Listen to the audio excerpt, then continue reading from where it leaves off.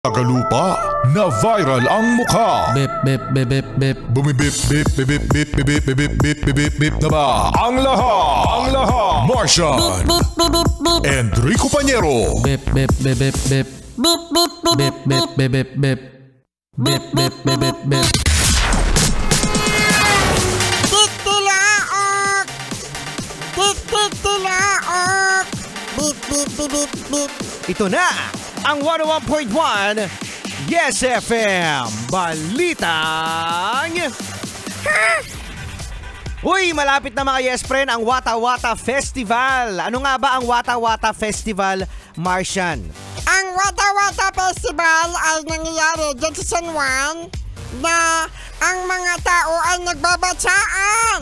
Yun, nagbabasaan, tama, no? Ito ay mangyayari sa June 24 ang Wata Wata Festival. At ito nga ay naging kontrobersyal mga Yes Friend last year. Last year lang, no? Oo. Na itong si Boy Dila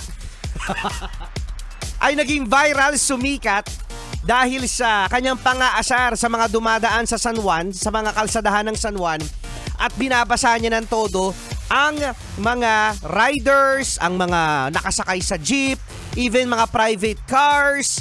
Oo, no, ginagawa yan para mag-celebrate ng Wata Wata Festival at naging kultura talaga.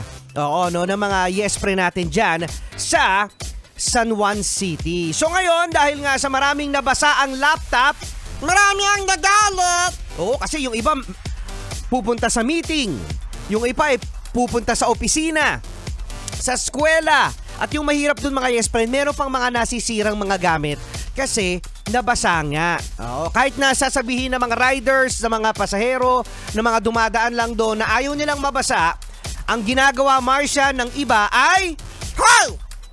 Babasahin kita! Haha! Nabasa! Basa ka na! You're wet! You're wet, baby! nang-asar talaga, no? So, eto mga Yes Friend, kung sino ang lalabag yan sa mga batas ngayon na dapat ay hindi madumi ang tubig, dapat ay hindi gagamit ng water bazooka. Oh, no, high-tech na kasi ngayon water bazooka na, no, yung ginagamit ng mga Yes Friend natin dyan sa San Juan.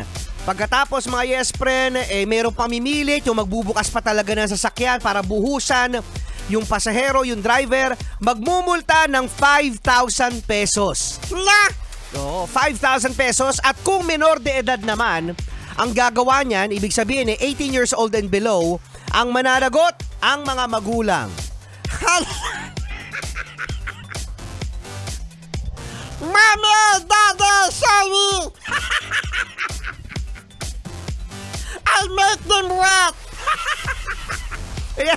Kaya yung mga magulang dyan, ikulong nyo yung mga anak nyo sa June 24 sa Wata Wata Festival kasi kayo ang mananagot kapag nahuli yung anak nyo na nagbasa sa mga dumadaan dyan sa San Juan. So, advance happy Wata Wata Festival!